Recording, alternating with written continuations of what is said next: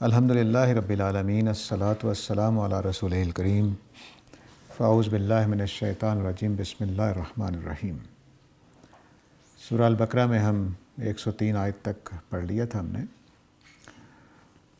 بات پیچھے یہ چل رہی تھی کہ نبی کریم صلی اللہ علیہ وسلم کے آنے کے بعد اس کے بجائے کہ یہود آپ کی باتوں کو مانتے، آپ کے اتارے ہوئے کلام کا غور و خوض کر کے جائزہ لیتے، حق بات کو تسلیم کرتے، اس کے بجائے انہوں نے نبی کریم صلی اللہ علیہ وسلم کو زک پہنچانے کی، نیچا دکھانے کی، جھوٹا نعوذ باللہ ثابت کرنے کی کوششیں کیں۔ اسی ضمن میں انہوں نے نبی کریم صلی اللہ علیہ وسلم پر جادو ٹونا کرنے کی بھی کوشش کی۔ یہ میں نے بتا دیا تھا، عرض کیا تھا اپنی رائے کہ قرآن مجید کے مطالعے سے معلوم ہوتا ہے کہ جادو صرف شعبدہ بازی کا نام ہے، جو کچھ کلمات پڑھ کر کچھ معاملات کیے جاتے ہیں، اس کی کوئی حقیقت نہیں ہے۔ قرآن کے تمام مقامات کا جائزہ لے کر یہی بات سامنے آتی ہے کہ شعبدہ دکھانا ایک اور چیز ہے، وہ دکھا لیتے ہیں۔ اس کی میں نے دلیل یہ دی تھی کہ حضرت موسیٰ کے زمانے کے جو جادوگر تھے، انہوں نے حضرت موسیٰ کا جب معجزہ دیکھا اور اپنا جادو کا موازنہ کیا تو انہوں نے یہ بات حیرت انگیز حد تک جا کر تسلیم کی کہ حضرت موسیٰ کا جو عصا سانپ بنا تھا وہ جادو نہیں ہو سکتا، جس سے ان کے عمل کو بھی سمجھا جا سکتا ہے کہ ان کا عمل یہ تھا کہ رسیاں لگ رہا تھا کہ سانپ ہیں، لیکن حضرت موسیٰ کا عصا واقعی سانپ بن گیا تھا۔ تو یہ فرق تھا جس کی وجہ سے انہوں نے، تو ان کا شعبہ تو صرف یہ تھا کہ رسیاں دکھائی دیں گی، وہ یہ تو نہیں ہو سکتا کہ رسیاں جو ہیں وہ باقی ساری چیزیں نگل جائیں۔ تو حضرت موسیٰ کا عصا نہ صرف سانپ دکھائی دے رہا تھا بلکہ انہوں نے جو رسیاں پھینکی ہوئی تھی وہ ساری کھا گیا۔ یہ عمل جو ہے یہ ممکن نہیں ہے جب تک کہ حقیقت میں سانپ نہ بن گیا ہو۔ تو سانپ کا حقیقت میں بن جانا اور معجزے اور جادو میں صرف آنکھوں کو دھوکہ دے دینا کہ یہ سانپ لگے، ان دونوں کا فرق ہے، جس کی وجہ سے میں یہ کہتا ہوں کہ جادو جو ہے فرعون کے زمانے کے بہترین جادوگر جو اسے پوری دنیا سے اکٹھے کیے تھے، اور یہ وہ زمانہ ہے جب جادو وغیرہ بہت طاقتور چیزیں سمجھی جاتی تھیں، اس زمانے کے طاقتور ترین جادوگروں کا کارنامہ کیا تھا کہ بس وہ رسیاں دکھتی تھیں، دکھائی دیتی تھی کہ وہ سانپ بن گئی ہیں، حقیقت میں کوئی تبدیلی نہیں تھی۔ تو اس سے آپ یہ سمجھ سکتے ہیں کہ جادو کا کوئی اثر نہیں ہے، لیکن بہرحال انہوں نے جادو کرنے کی کوشش کی۔ البتہ جادوگر جو ہیں وہ اپنی باتوں سے آپ کا ذہن خراب کر سکتے ہیں، وہ ایک الگ چیز ہے، وہ تو باتوں کا اثر ہے نہ کہ جادو کا۔ اس کے بعد ہاروت و ماروت کا ذکر بھی ہوا تھا کہ لوگ سمجھتے ہیں کہ انہوں نے بھی جادو سکھایا تھا، نہیں، وہ ایک الگ علم تھا، اس کا جادو سے کوئی تعلق نہیں تھا، لیکن بہرحال ان لوگوں نے جنہوں نے ان سے سیکھا، انہوں نے اس کو بھی جادو کے طور پر استعمال کرنے کی کوشش کی۔ البتہ وہ علم ایک ایسا علم تھا کہ جس میں جو چیز بھی سکھائی جا رہی تھی وہ جادو نہیں تھا، وہ شعبدہ نہیں تھا، وہ کچھ اور چیز تھی۔ تو اس سارے واقعے کے بعد ایک اور میں نے بات عرض کی تھی جو میرا خیال ہے کہ کچھ لوگوں کے لیے اجنبی ہوگی، وہ یہ کہ اللہ تعالیٰ نے یہ جملہ بولا ہے کہ وما ہم بضارین بہ من احد الا باذن اللہ، کہ جادو جو وہ کر رہے تھے اور ہاروت و ماروت کا جو علم وہ سکھا رہے تھے، اس کے ذریعے سے وہ کوئی نقصان نہیں پہنچا سکتے تھے، سوائے سے کہ اللہ کا اذن ہو، اللہ کی اجازت ہو، اللہ کا حکم ہو۔ تو اس کا مطلب یہ ہے کہ اللہ تعالیٰ نے جادو کی اپنے اندر یا ہاروت و ماروت کے اپنے علم کے اندر کوئی ایسی طاقت نہیں رکھی ہوئی تھی کہ جیسے پانی پینے سے پیاس بجھ جاتی ہے یا دوا کھانے سے مرض ٹھیک ہو جاتا ہے، ایسی کوئی چیز ان کے اندر موجود نہیں ہے۔ اس لیے جادو کا کوئی بھی اثر نہیں ہے، آپ بڑے اطمینان سے جتنے چاہیں آپ پر جادو ہو جائیں، اس کے آپ گھبرانے کی ضرورت نہیں ہے۔ البتہ اگر آپ کو کوئی کہے کہ آپ پر جادو کر دیا گیا تو ہو سکتا ہے کہ نفسیاتی طور پر آپ کچھ پریشان ہو کر بیمار ہو جائیں، اس سے زیادہ کچھ نہیں ہوگا۔ اسی کی روشنی میں نے عرض کیا تھا کہ نبی کریم صلی اللہ علیہ وسلم پر جادو کیا گیا لیکن کوئی اثر نہیں ہوا، وہ بس دیکھتے رہ گئے کہ کیا ہونا ہے کیا نہیں، انتظار ہی کرتے رہ گئے۔ آگے اس ساری گفتگو کے بعد اللہ تعالیٰ نے فرمایا ہے کہ وَلَوْ أَنَّهُمْ آمَنُوا، اگر یہ یہود بجائے یہ حرکتیں کرنے کے، جادو کرنے کے، ٹونے کرنے کے، ہاروت و ماروت سے جو علم چلا رہا تھا ان کے خیال میں، اس کو استعمال کرنے سے ایمان لے آتے اور تقوی اختیار کرتے تو ان کے لیے اللہ کے ہاں ثواب ہوتا، اور اللہ کے ہاں جو ثواب ہے وہ دنیا کی ساری کامیابیوں سے بڑھ کر ہے۔ کاش یہ باتوں کو سمجھتے ہیں۔ دو باتیں بہت اہم ہیں یہاں پر کی گئی ہیں، ایمان لاتے اور تقوی اختیار کرتے ہیں۔ تقوی کا مطلب یہ ہے کہ اپنی حدود کی پاسداری کرنا، خدا کے خوف کی وجہ سے اپنے حدود کی پاسداری اختیار کرنا۔ اس کے کئی پہلو دو تین دفعہ پہلے بھی آ چکا ہے، ہدی للمتقین میں بھی آیا تھا، تو میں نے وہاں کچھ اور پہلو بیان کیے تھے۔ اس موقع پر جو پہلو ہے وہ یہ کہ بجائے اس کے کہ اللہ کے رسول کو نقصان پہنچانے کی کوشش کرتے، کوئی جادو ٹونے کرتے اور کامیابی حاصل کرنے کی کوشش کرتے، اگر اللہ کا ڈر رکھتے، حق کے آگے جھک جاتے، سچائیوں کو مانتے، تو یہ تقویٰ تھا۔ تو ایسا کرتے نہ کہ حدود سے تجاوز کرتے۔ تو جو عمل اوپر ہوا ہے اس کا الٹ ہے یہاں پر تقویٰ۔ اوپر جو جادو ٹونے اور اس طرح کے راستے اختیار کیے گئے ہیں، تو اس کو اپنی زندگیوں میں بھی دیکھیں کہ اگر کسی کو کامیاب ہوتا دیکھیں تو بجائے اس کے کہ جادو ٹونے سے اس کو ناکام کرنے کی کوشش کریں، تقوی سے کام لیں، اس کی حقیقتوں کو تسلیم کریں، اپنی بھی ترقی کا پورا سامان کریں، اپنے لیے دوڑ لگائیں۔ وہ جو کامیابیاں اس کو ملنی ہے سو ملنی ہے، وہ آپ کے جادو ٹونے سے رک نہیں جائیں گی، آپ کے حسد کرنے سے رک نہیں جائیں گی۔ تو حسد کرنے والے لوگ جو ہوتے ہیں وہ عام طور سے دوسروں پر پھر اس طرح کے ٹونے کر رہے ہوتے ہیں، اولاد نہیں ہو رہی تو جن کی ہو گئی ان کی بھی برباد کرنے کی کوشش کر رہے ہوتے ہیں، وہ تو ہونی نہیں، تو کیوں اپنی عاقبت خراب کرنی ہے؟ تو تقوی کا کام یہ ہے کہ جو حقیقت اللہ نے پیدا کر دی ہے، اس کو کامیابی دے دی ہے، اس کو اولاد دے دی ہے، اس کو علم دے دیا ہے، اس کو کوئی کامیابی دے دی ہے، اس کو کوئی ناموری دے دی ہے، تو بس اس کو قبول کریں، برداشت کریں اور اپنے لیے بھی جدوجہد کا راستہ اختیار کریں۔ جدوجہد کا راستہ جو ہے وہ سوچ سمجھ کے اختیار کرنا چاہیے۔ جس میدان میں آپ کامیاب ہیں، ضروری نہیں میں اسی میدان کا آدمی ہوں، میدان دوسرے ہو سکتے ہیں۔ میرے خیال میں ہر آدمی اپنے میدان کے لیے بہترین فٹ پیدا کیا گیا ہے، ہر آدمی اپنے میدان کے لیے فٹ پیدا کیا گیا ہے، لیکن ہم میدان غلط چن لیتے ہیں، کبھی ماں باپ کے کہنے پر، کبھی ایسے ہی کسی کی بات میں آنے پر، کبھی کسی کو کامیاب دیکھا کہ اچھا اتنا شاندار آدمی میں بھی یہی بنتا ہوں، حالانکہ آدمی کا میدان وہ نہیں ہوتا۔ تو یہ جو ساری مسائی ہیں پھر آپ کی خراب ہو جاتی ہیں۔ تو میدان اگر آپ نے چننا ہے تو وہ بھی تقوی کے ساتھ چننا چاہیے کہ حدود کی پاسداری کرتے ہوئے جو میری صلاحیتیں ہیں اس کے مطابق میں اپنا میدان چنوں۔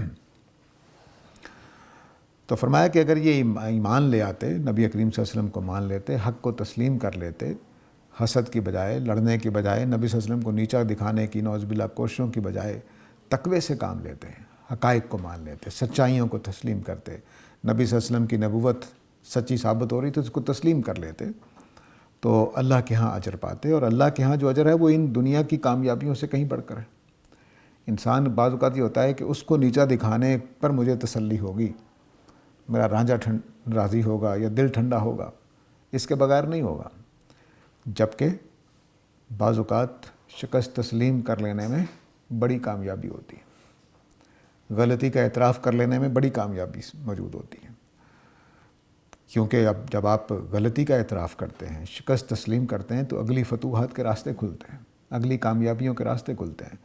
اور اگر آپ غلطی تسلیم نہیں کرتے ہیں تو اسی پر قائم رہتے ہیں۔ ہماری امت کی اس وقت 300 سال سے ناکامی کی وجہ یہ ایک ہے کہ ہم بہترین امت ہیں اور بس باقی لوگ سازشیں کرتے ہیں، ہمارا کوئی قصور نہیں ہے۔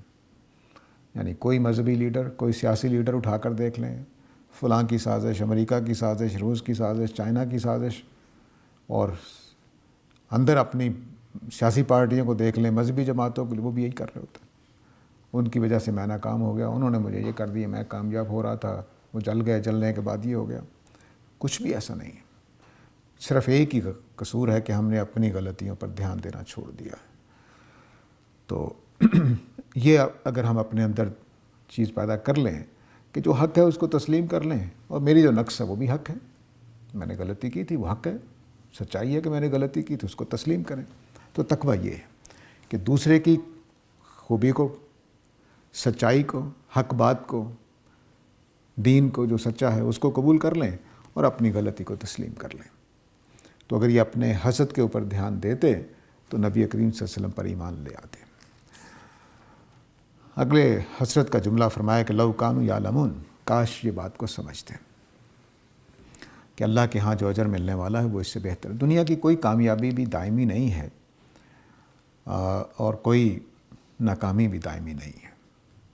یہ اس دنیا میں دکھوں کو کم کرنے کا سب سے بہترین طریقہ ہے۔ ایک طریقہ ادیان ابراہیمی بتاتے ہیں، ابراہیم علیہ السلام کی جو ملتیں ہیں تینوں، اس میں یہ بات ہے کہ دنیا عارضی ہے اور ہم نے آخرت میں دائمی زندگی حاصل ہونی ہے۔ ایک طریقہ صوفیوں نے بتایا ہے، اس کے سب سے بڑے نمائندے گوتم بدھ ہیں۔ گوتم بدھ یہ کہتے ہیں کہ بس لیٹ اٹ گو، اس چیز کو جانے دو، جو ہونا تھا سو ہو گیا، پریشان کیوں ہوتے ہو۔ تو وہ بھی ایک طریقہ ہے، اس سے جو آپ کو سکون ملتا ہے اس کی وجہ سے ایک اور طرح کی دنیا سامنے آتی ہے، لیکن انسان اس چیز کو کر نہیں سکتا۔ وہ کسی نہ کسی ریوارڈ کی یا دوسروں کو جنہوں نے ان کے ساتھ ظلم کیا اس کو سزا دینا چاہتا ہے، وہ کسی چیز کو جانے نہیں دے سکتا۔ تو جو خدا کا دین ہے اس میں اس لیے بتایا گیا ہے کہ سارے ظلم جو تمہارے ساتھ ہو رہے ہیں اور ساری ناکامیاں جو تمہاری خوبیوں کے باوجود ہو رہی ہیں، اس کا آخرت میں تمہیں پوری داد رسی کی جائے گی، کوئی کسر چھوڑی نہیں جائے گی، بلکہ تم نہال کر دیے جاؤ گے، یعنی پوری طرح سے خوش کر دیے جاؤ گے۔ کوئی دکھ باقی نہیں رہے گا، کوئی رنجش باقی نہیں رہے گی، کوئی رنج باقی نہیں رہے گا، کوئی پچھتاوا باقی نہیں رہے گا۔ لیکن یہ ہوگا کہاں پہ؟ یہاں نہیں ہونا ہے، یہ ادھار ہے اللہ تعالیٰ کی طرف سے، یہ آخرت میں ہونا ہے۔ یہاں ہم نے کیا کرنا ہے؟ ہم نے یہاں تقوی کی دوڑ لگانی ہے، نہ کہ دنیا کی کامیابیوں کی۔ وہ ضرور کریں، کمائیں کھائیں، اس کو اسلام روکتا نہیں ہے، لیکن اس کے ساتھ ساتھ تقوی کی ایک دوڑ ہے جو ہم نے لگانی ہے۔ تو اگر کوئی آدمی دنیا میں کامیاب ہو گیا ہے تو وہ عارضی کامیابی ہے، اور جو آخرت میں کامیاب ہو گیا وہ دائمی کامیابی ہے، اس کا کوئی مقابلہ نہیں ہے۔ اب یہ جو یہود تھے، یہ صرف یہ نہیں کہ نبی کریم صلی اللہ علیہ وسلم کے اوپر جادو کر رہے تھے، پیچھے بھی گزر چکا ہے اور آگے بھی، کہ آپ کی مجالس میں آ کر بھی آپ کے ساتھ توہین آمیز معاملات کرنے کی کوشش کرتے تھے۔ قرآن مجید نے یہ بتایا ہے کہ یہ لفظوں کو تروڑ مروڑ کر معنی تبدیل کر دیتے تھے۔ ہمارے ہاں بھی بعض لوگ ایسے ہوتے ہیں، مناظروں میں یہ چیزیں سکھائی جاتی ہیں کہ آپ مذاق پیدا کرنا ہے تب آپ نے مذاق اڑانا ہے، تب آپ جملوں کو، لفظوں کو تروڑ مروڑ کر بیان کر دیں۔ تو یہ کیا کرتے کہ نبی کریم صلی اللہ علیہ وسلم کی مجلس میں آ کے، جیسے ہمیں بھی بات چیت کر رہے ہوں تو کوئی بات کا سنی نہیں ہوتی تو کہتے ہیں ذرا دوبارہ دہرا دیجئے۔ اس کے لیے عرب جو تھے وہ رائنا کے لفظ بولتے تھے کہ ہمارا خیال کیجئے، جی مجھے بات سمجھ نہیں آئی، رائنا ہمارا خیال کیجئے، ہماری طرف توجہ کیجئے۔ آج کل ہم ایکسکیوز می اور جناب بڑی مہربانی ہوگی، غلطی ہوگی، ذرا میں سن نہیں پایا، اس طرح کے جملوں میں یہی بات کہتے ہیں۔ وہ کہتے تھے رائنا، کہ ہماری طرف توجہ دیجئے۔ تو یہ کہہ کر وہ ذرا لفظ کو ذرا گہرے طریقے سے، جو آئین کے اوپر زیر لگی ہوئی ہے اس کو یہ میں تبدیل کر دیتے تھے، رائنا ہمارا چرواہا، نعوذ باللہ۔ تو اب وہ یہ کہہ کر گویا نبی کریم صلی اللہ علیہ وسلم کو ذرا مقام نیچا کرنا چاہتے تھے۔ لیکن ظاہر ہے کہ ان چیزوں سے کیا فرق پڑتا؟ یعنی میں نے اپنی زندگی میں کئی لوگوں کو دیکھا ہے کہ ان کو پتہ نہیں کیا کیا گالیاں پڑیں، لیکن اپنا کام کر کے چلے گئے، کچھ نہیں ہوا، کامیابی سے آئے، کامیابی سے چلے گئے۔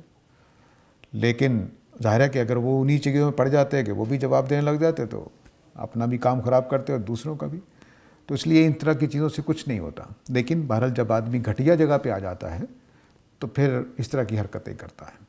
تو ان لوگوں نے نبی کریم صلی اللہ علیہ وسلم کی دشمنی میں اس گھٹیا جگہ پہ آ گئے کہ نہ صرف یہ کہ جادو ٹونا کیا، بلکہ اب مجلسوں میں مذاق اڑانے کے لیے اس طرح کی گھٹیا، ایک آدمی پڑھا لکھا ہو، عالم دین ہو، وہ آ کر اس طرح کے جملے بولے، اس طرح کی آوازیں تبدیل کرے، تو وہ کوئی اچھا آدمی لگے گا؟ یہ یہاں پر آ گئے۔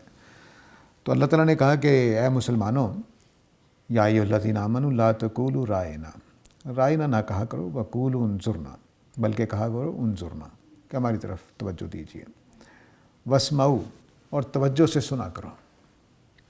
یہ بہت اچھا استعمال کیا اللہ تعالیٰ نے، کئی پہلو اس میں سمیٹ دیا ہے۔ میرے خیال میں یہ یا ایھا الذین آمنوا کہہ کر وہ لوگ ہیں جو ایمان کے روپ میں آ کر مجلسوں میں بیٹھتے تھے، اور ان کو مخاطب کرنے کے لیے اہل ایمان کو مخاطب کر لیا گیا ہے کہ اے ایمان والو تم یہ ایسا نہ کیا کرو۔ روکنا ان کو پیش نظر ہے۔ ابو بکر رضی اللہ تعالیٰ عنہ اگر کہتے بھی ہوں گے رائنا تو ٹھیک ہی کہتے ہوں گے، لیکن اب وہ ایک منافق بیچ میں آ گیا ہوا ہے، مسلمان بن کے بیٹھا ہوا ہے، سوال کرے گا تو وہ لفظ کو تروڑ مروڑ کا بیان کرے گا۔ تو فرمایا کہ تم توجہ ہی سے سنا کرو، بجائے اس کے کہ یہ کہنے کی ضرورت پڑے کہ انظرنا یا رائنا کہنے کی ضرورت پڑے، اس کی ضرورت ہی کیوں پڑتی ہے؟ توجہ سے بیٹھا کرو رسول کی مجلس میں، وہ کوئی لمبی لمبی تقریریں تھوڑی کرتے ہیں۔ آئے سوال کیا، آپ نے بات پوچھی، بس سنو توجہ سے، تو توجہ سے سنا کرو۔ اب اس میں دونوں پہلو ہیں، یعنی یہود کو سنایا گیا ہے کہ جو منافق بن کے آتے تھے کہ تم حرکتیں اس طرح کرتے ہو، اللہ کے رسول ہیں، ان کی شان کے مطابق ان کی توجہ سے بات سنا کرو، اور مسلمانوں کو اس میں یہ توجہ دلائی کہ تم بھی توجہ سے سنا کرو، یہ مجلس میں جملے ہی نہ بولے جائیں تو اچھا ہے۔ گویا یہ بات ہو گئی۔ وَلِلْكَافِرِينَ عَذَابٌ علیم، اور ان کافروں کے لیے عذاب علیم ہے۔ اب کوئی آدمی یہ کہہ سکتا ہے کہ رائنا کہنے سے آدمی کافر ہو جائے گا؟ نہیں، پیچھے جو پس منظر میں بات چل رہی ہے وہ کفر ہے، کہ اللہ کے رسول کا انکار کر رہے ہیں، نہ صرف انکار کر رہے ہیں بلکہ ان کے اوپر جادو ٹونے کر رہے ہیں، ان کو نیچا گرانے کی کوشش کر رہے ہیں نعوذ باللہ، اور ساتھ ساتھ اس طرح کی حرکتیں بھی کرتے ہیں۔ تو یہ کفر کی بنیاد پر، تو ان کافروں کے لیے عذاب علیم ہے جو یہ حرکتیں کر رہے ہیں۔ یہ گویا سمٹمز تھے، اندر کفر تھا، اس کی چیزیں اس طرح سے ظاہر ہو رہی تھیں کہ کہیں وہ بدتمیزی کی صورت میں نظر آ رہا تھا، کہیں جادو ٹونے کی صورت میں نظر آ رہا تھا کچھ، تو اس کو اللہ تعالیٰ نے ہٹ کیا ہے کہ ان کافروں کے لیے جو یہ حرکتیں کرتے آ رہے ہیں، رسول کا انکار کرنا چاہ رہے ہیں اور انکار کرنے کے لیے یہ کرنا چاہتے ہیں۔ دوسری جگہ پہ اللہ تعالیٰ نے فرمایا کہ یہ لفظوں کو توڑتے مروڑتے ہیں تانن فی الدین، دین میں تان کے لیے، دین میں عیب لگانے کے لیے۔ اس کا کیا مطلب ہے؟ اس کو ایک عام طریقہ ہے ہمارا کہ ہم نے اگر کسی کی بات نہیں ماننی، بات ہمیں صحیح لگ رہی ہے لیکن ماننا نہیں چاہتے، تو ہم اس شخص کو برا کہنا شروع کر دیتے ہیں۔ یہ تو آدمی برا جی، کوئی داڑھی نہیں رکھی ہوئی، پڑھا کہاں جی، کس مدرسے سے پڑھا جی، کوئی سند ہی نہیں اس کے پاس۔ ہو سکتا ہے بات اس کی صحیح ہو لیکن ہم نہیں ماننا چاہ رہے تو اس آدمی کو برا کہنا شروع کر دیتے ہیں۔ تو نبی کریم صلی اللہ علیہ وسلم کی مجلس میں یہ بات تو چل نہیں سکتی کہ بات غلط ہے، وہ تو بلکہ قرآن بتا چکا ہے کہ ایسے پہچانتے تھے کہ جیسے اپنے بیٹوں کی طرح پہچانتے ہیں کہ سچی بات ہے۔ اب طریقہ کیا تھا کہ نبی کریم صلی اللہ علیہ وسلم جو باتیں کر رہے ہیں اس کو کیسے ثابت کریں کہ یہ غلط ہے؟ تو پھر ایک ہی ہدف رہ جاتا تھا کہ نبی کریم صلی اللہ علیہ وسلم کا کچھ نعوذ باللہ مذاق اڑا دیا جائے، کچھ اس طرح کی حرکت کر دی جائے تاکہ کچھ نہ کچھ لوگ تو سمجھیں گے نا، کچھ نہ کچھ لوگ تو ہمارے مذاق مان ہی لیں گے۔ یہ کچھ حرکتیں تھیں جو یہ کرتے تھے۔ تو تانن فی الدین کا مطلب ہے کہ نبی کریم صلی اللہ علیہ وسلم کو جب اس طرح سے ثابت کر دیں گے نعوذ باللہ تو پھر دین کے اوپر بھی بات ہو جائے گی۔ تو یہ ہماری عام خرابی ہے۔ منطق کی جو فیلسیز بتائی جاتی ہیں اس میں ایک فیلسی یہ ہوتی ہے کہ آپ آدمی کو برا کہنا شروع کر دیں بجائے بات کے اوپر دلیل دینے کے کہ یہ تو آدمی فراڈی ہے جی، یہ تو ڈرامے باز ہے جی، فلانا ہے فلانا ہے۔ تو یہ کیا کرتے، یہ کہہ نہیں سکتے تھے نبی کریم صلی اللہ علیہ وسلم کی جس شان کی ہستی ہے، کچھ بھی نہیں کہہ سکتے تھے سوائے اس کے کہ کوئی اس طرح کا مذاق اڑانے کی کوشش کرے۔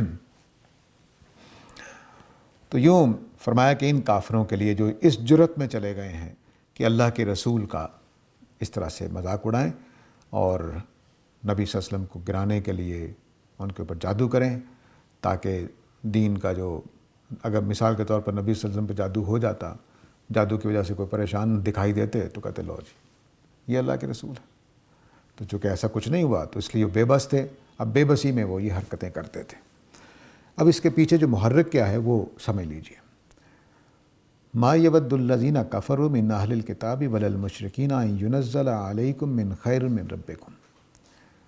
یہ جو کافر ہیں اہل کتاب میں سے اور مشرکین میں سے، یہ نہیں چاہتے کہ آپ لوگوں کے اوپر اللہ کی طرف سے خیر کوئی نازل ہو۔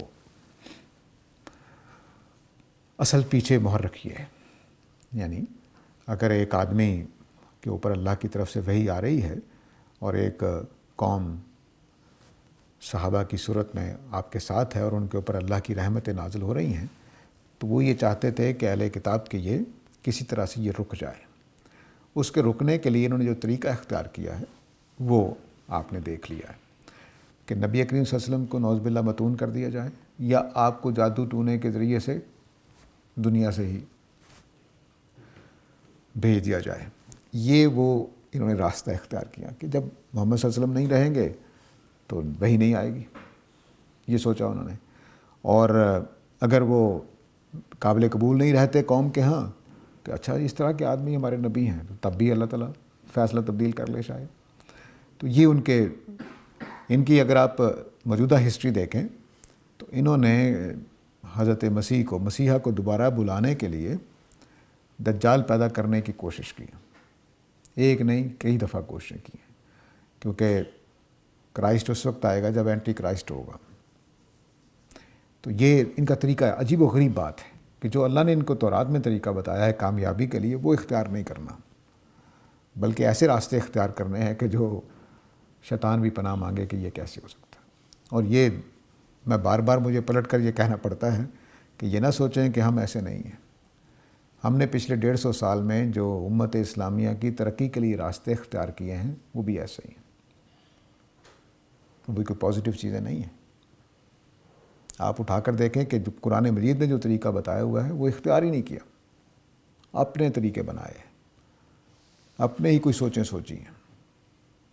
جو اللہ نے طریقہ بتایا اس کو ایک چیز بھی اختیار نہیں کی کہ ایک چیز بھی اس میں سے اختیار کر لیں، کوئی نہیں۔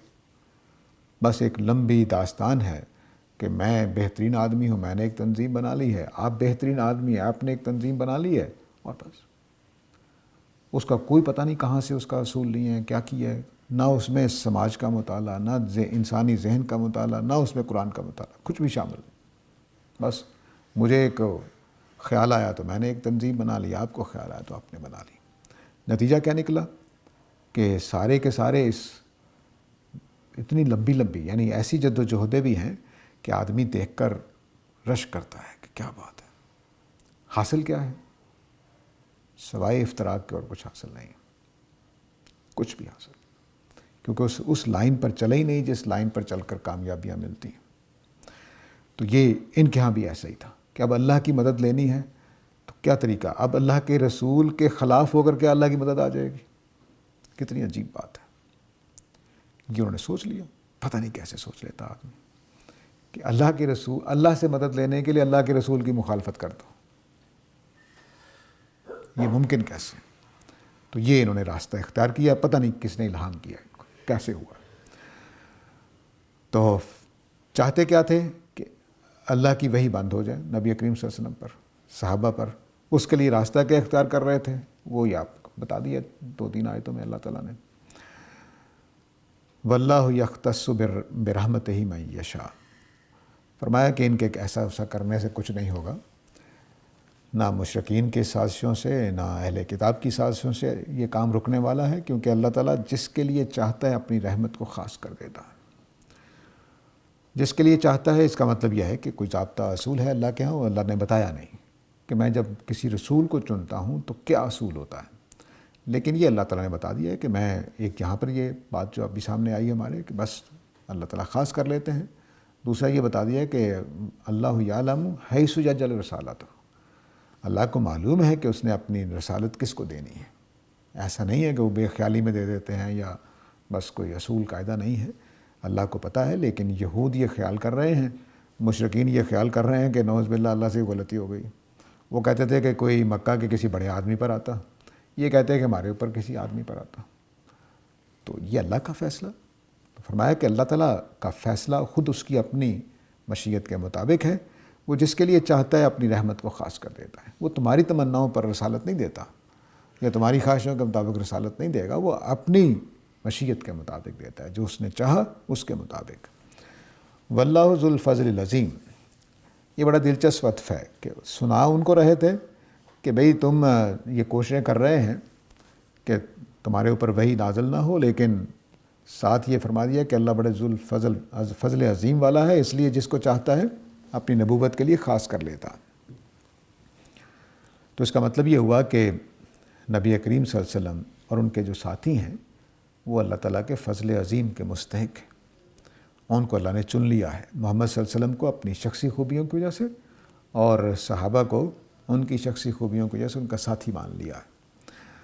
اور یہاں یہ عجیب و غریب بات ہے کہ جمع کسی کا بولا گیا ہے، ینزل علیکم من خیر، تمہارے اوپر خیر نازل کرنے سے۔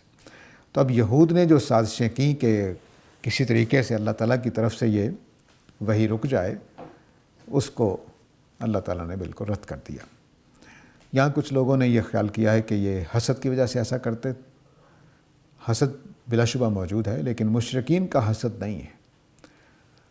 مشرکین تو نبی کریم صلی اللہ علیہ وسلم انہی کے اندر سے تھے، تو اگر ان میں ایک آدمی آ گیا ہے جن کو اللہ نے، تو ان کے لیے فخر کی بات تھی۔ وہ اپنے بتوں کی وجہ سے نہیں کر رہے تھے، اور یہود اپنے دین کے جو تصورات تھے وہ آگے واضح ہو جائے گا کہ وہ ان کے خیال میں قرآن مجید بھی اگر نازل ہو رہا تھا تو اس میں وہی شریعت نازل ہونی چاہیے تھی جو تورات اور انجیل میں نازل ہوئی تھی، مختلف نہیں ہونی چاہیے تھی۔ اور ان کا خیال تھا کہ جو ہماری غلطیاں اس کو مان لیا جائے، ہم بھی ٹھیک ہیں اور نبی کریم صلی اللہ علیہ وسلم بھی ٹھیک ہیں۔ تو اس طرح سے وہ سمجھ رہے تھے۔ آگے اللہ تعالیٰ نے اس کا جواب بھی دیا۔ تو فرمایا کہ اللہ تعالیٰ بہت عظیم فضل والا ہے، یعنی اس نے نبوت کے لیے چن لیا ہے تو اپنا فضل مکمل کر کے رہے گا۔ ایسا نہیں کہ ان کی سازشوں کی وجہ سے یا ان کے جادو ٹونے کی وجہ سے میں اپنا فضل عظیم روک دوں گا۔ پھر فرمایا کہ ما ننسخ من آیۃ او ننسها ناتی بخیر منہا او مثلہا، کہ ہم کو اگر کوئی آیت منسوخ کرتے ہیں یا بھلا دیتے ہیں تو اس سے بہتر لے کر آتے ہیں یا اس جیسی لے کر آتے ہیں۔ اب یہ پوری بات کا جواب دے دیا ہے کہ یہودیوں کا یہ خیال کہ ان کے اوپر جو شریعت اتری تھی، قرآن اس سے مختلف باتیں کر رہا ہے، اس کا جواب دے دیا۔ مسلمانوں پر بتا دیا کہ یہ فضل رکے گا نہیں، زیادہ سے زیادہ کیا ہوگا کہ ہو سکتا ہے کوئی آیت ہم جو نازل کر چکے ہیں اس کو منسوخ کر دیں، تو کوئی بات نہیں، یا اس جیسی لے آئیں گے یا اس سے بہتر لے آئیں گے۔ تو یہ فضل رک نہیں سکتا، یہ جو چاہے کر لیں۔ یہود کو جواب دے دیا۔ یا آج کل کے ملحدین کا بھی ایک اعتراض ہے کہ اگر مذہبی کتابیں خدا کی طرف سے آئی ہیں تو سب کے اندر ایک جیسی باتیں کیوں نہیں ہیں؟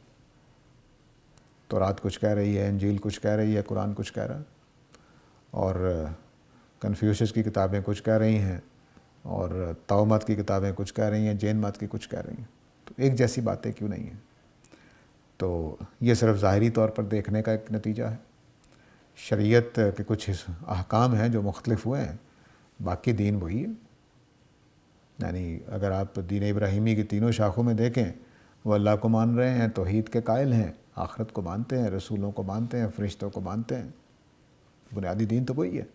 اب شریعت کسی موقع پر ہم روزانہ بدلتے ہیں، پاکستان کا قانون دیکھیے کتنی دفعہ بدل جاتا ہے، نئے مسائل پیدا ہو گئے۔ حدود آرڈیننس کو دیکھ لیجئے، اس کے اندر کیا کیا تبدیلیاں آتی رہتی ہیں، کیونکہ حالات بدل جاتے ہیں، کچھ نہ کچھ تبدیل کرنا پڑتا ہے۔ تو شریعت کے دو حصے ہیں، ایک دائمی دین سے متعلق ہے، وہ کبھی تبدیل نہیں ہوتی، نمازیں پہلے ہی پڑھی جاتی تھی، روزے رکھے جاتے تھے، اس میں کبھی تبدیلی کی ضرورت نہیں ہے۔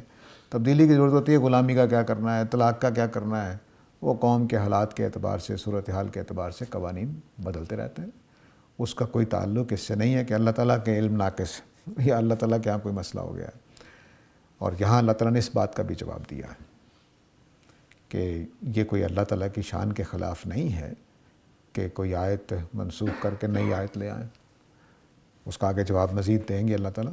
یہ کوئی نقص کی بات نہیں ہے۔ ہمارے یہاں فلسفے نے، علم کلام نے یہ تصور پیدا کیا کہ جب رائے تبدیل ہوتی ہے تو اس کا مطلب ہے کہ پہلی رائے غلط تھی، یا سوچنے والے کے اندر عیب تھا کہ کل سوچا تھا آج تبدیل کرنا پڑ گیا،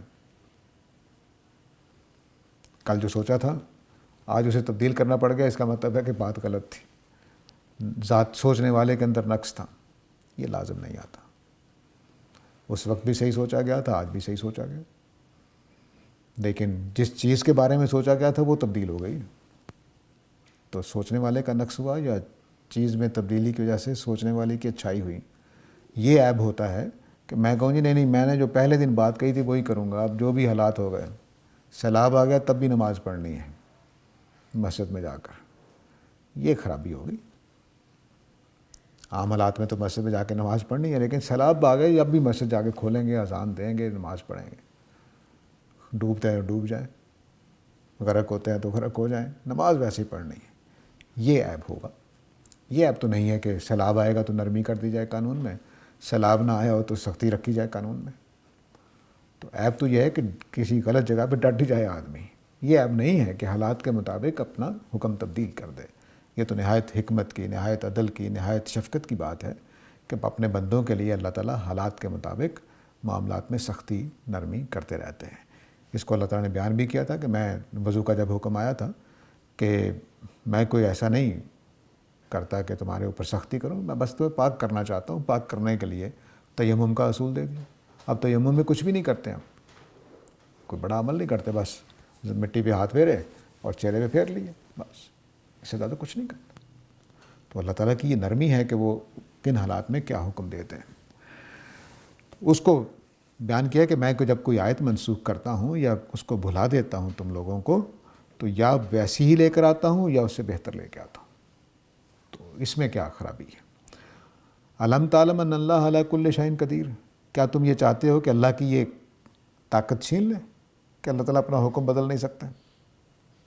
بھئی اللہ تعالیٰ ہر چیز پر قدرت رکھتا ہے، تو اپنا حکم اٹھانے کا، بھلا دینے کا بھی قدرت رکھتا ہے۔ اس میں کیا مسئلہ ہے؟ وہ چاہے تو سارا قرآن مجید یہاں سے اٹھائے، کتابوں میں کے اندر سے بھی، ذہنوں کے اندر سے بھی، اور نیا قرآن مجید نازل کر دے، کتابوں میں چھپا ہوا ایسے ہی نظر آئے، اور ہمیں کبھی لگے ہی نہ کہ قرآن تبدیل ہو گیا۔ اس کی کیا قدرت میں کمی ہے؟ سب کچھ کر سکتا ہے۔ تو اس لیے اگر قرآن کے نزول کے زمانے میں اگر ایک آیت آگے پیچھے کر دیتے ہیں اللہ تعالیٰ، تو اللہ تعالیٰ کا اختیار، چاہے تو سارا ہی قرآن اٹھا لیتے ہیں، چاہے تو جتنا نازل کیا تھا سارے محفوظ کر دیتے ہیں، جس طرح نازل کیا تھا اس طرح محفوظ کر دیتے ہیں۔ خدا کا فیصلہ، کوئی اس میں مسئلے نہیں ہے۔ آگے فرمایا کہ الم تعلم ان اللہ لہ ملک السماوات والارض، کیا تم نہیں جانتے کہ زمین و آسمان کی بادشاہی اللہ تعالیٰ کی؟ تو بادشاہ کو اختیار ہوتا ہے کہ نہیں؟ جو چاہے حکم دے، جیسا چاہے حکم دے، جب چاہے حکم واپس لے لے، جب چاہے نیا حکم دے دے۔ تو بادشاہ کائنات ہے۔ ایک پہلو سے قدرت کو بیان کر دیا کہ میری قدرت ہے، جب چاہیں جو چاہوں کر دوں۔ دوسرے پہلو سے بیان کر دیا اپنا اختیار کہ میں بادشاہ کائنات ہوں، زمین و آسمان کی بادشاہت میرے ہاتھ میں ہے، میں حکم دینے والا ہوں۔ تمہیں تو میں نے اختیارات دیے ہیں دنیا میں، تم مجھے کہہ رہے ہو کہ میں حکم تبدیل نہیں کر سکتا۔ تو میری بادشاہت ہے، میں جب چاہوں جو چاہوں حکم دے سکتا ہوں، جس کو چاہوں دے سکتا ہوں، جس سے چاہوں واپس لے سکتا ہوں، بادشاہ ہوں۔ تو یہ خدا کی حاکمیت دوسری دلیل دی اس بات کی کہ میں آیات میں سے جس کو چاہوں لے لوں، جس کو چاہوں قائم رکھوں، جس کو چاہوں بلا دوں، جس کو چاہوں اس کی جگہ نئی آیت دے دوں، اس جیسی دے دوں یا اس سے بہتر دے دوں۔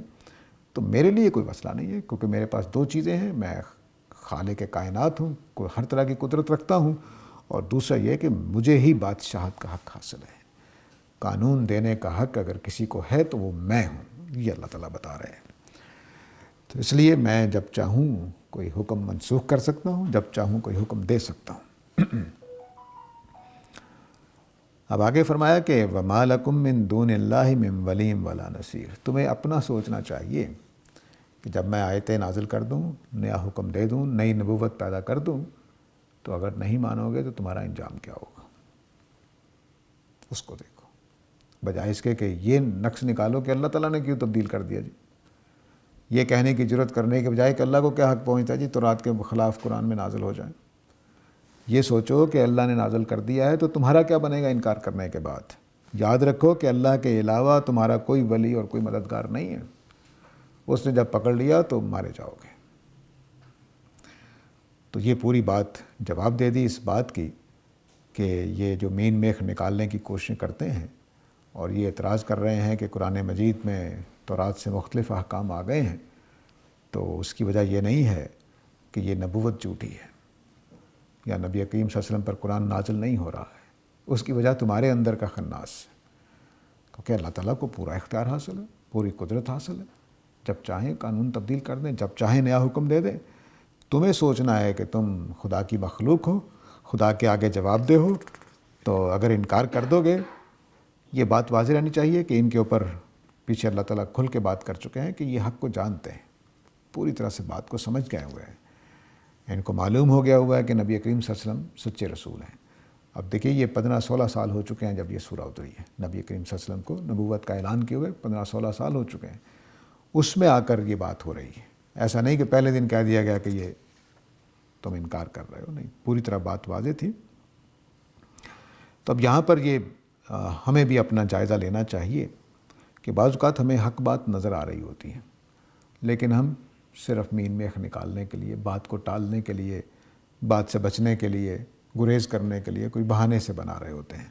تو یہ اللہ تعالیٰ نے ان کے سارے بہانے جو شریف مسلمانوں کو بھی بھٹکا سکتے تھے، معصوم لوگوں کو، ان کے لیے اللہ تعالیٰ بات واضح کرتے ہیں، ورنہ یہ اس قابل نہیں ہیں باتیں کہ ان کو توجہ بھی دی جائے، لیکن کیونکہ وہ مسلمانوں کے بیچ میں بیٹھ کے کرتے تھے، بعض سادہ مسلمان جو عام عوام ہوتے ہیں وہ باتوں میں بھی آ جاتے تھے، اس لیے ان کی وضاحت کرنی پڑتی، اور خود ان کو یہ بتانا پڑا کہ تم جو ایمان نہیں لا رہے تو اس کے پیچھے تمہاری کیا خرابیاں ہیں، ان کو درست کرو۔